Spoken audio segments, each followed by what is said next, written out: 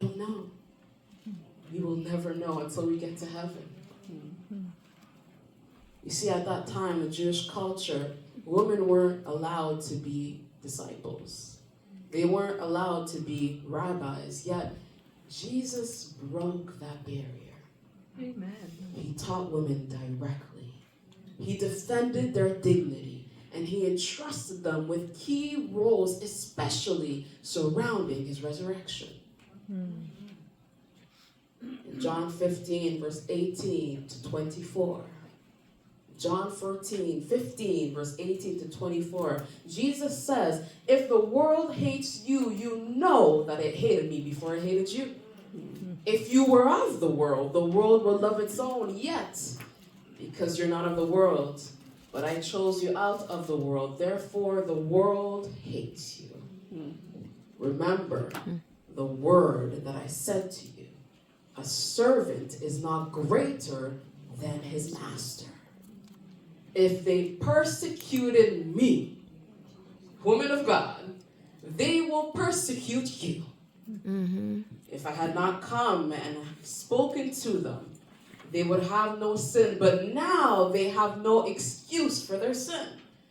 If I had not done among them the works which no one else did, they would have no sin. But now they have seen and also hated both me and my Father.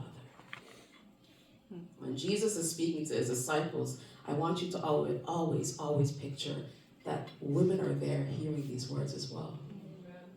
So he's speaking to women as well. He's speaking to those that faithfully followed him, the unrecognized, unappreciated, no-name disciples. He's also letting them know, women, if they persecuted me, understand that they will persecute you. They will hate you. And guess what? They will stand condemned for it because they also are witnesses of my works. They saw what I did and how I treated you. They saw how I valued you. So they're going to be condemned for that. So what were the works of Jesus, specifically towards women? He broke the cultural norm by speaking to the woman at the well. He went out of his way to speak to the woman at the well. He saw her value through his Father's eyes. He made it a point of interest to meet her and offer her living water. Amen. He said, I need to meet her. I need to go find her. He helped her realize that she could not lose her value due to sexual promiscuity, yet she chose to operate as if it were from a place of diminished worth. You see, what someone does doesn't reveal their value. They can choose to operate outside of their value.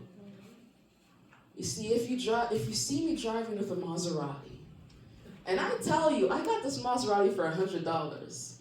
First, you're going to wait for the other shoe to drop because you know it's probably going to break in a week. But imagine it doesn't. Imagine this Maserati is perfectly fine, and I got it for $100. Then you're probably going to question the dealership. What's wrong with them? Why did they sell it to you for $100? Because a Maserati cannot be worth $100. But guess what? A Maserati that I bought for $100 is still a Maserati. It was just sold undervalued. It was undervalued. So we can operate under our value, under our worth, outside of our worth. But it does not say that that is our worth. Amen. That's what Jesus was doing when he went out of his way to speak to that woman at the well. And he didn't ignore how she was acting, how she was living. He said, go and find your husband. I'll give you this living water, but let's first address this. What are you doing? This is so far beneath you. As women of God, sometimes we operate so far beneath the treasure that we are.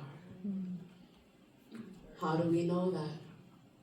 Because Romans 5 verse 8 says that while we were yet sinners, Christ came to die for us.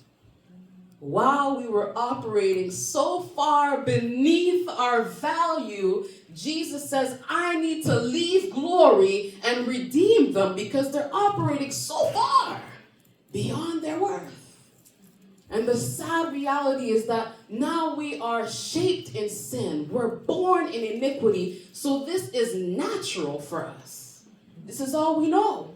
All we know is how to operate as a Maserati worth $100 because of sin.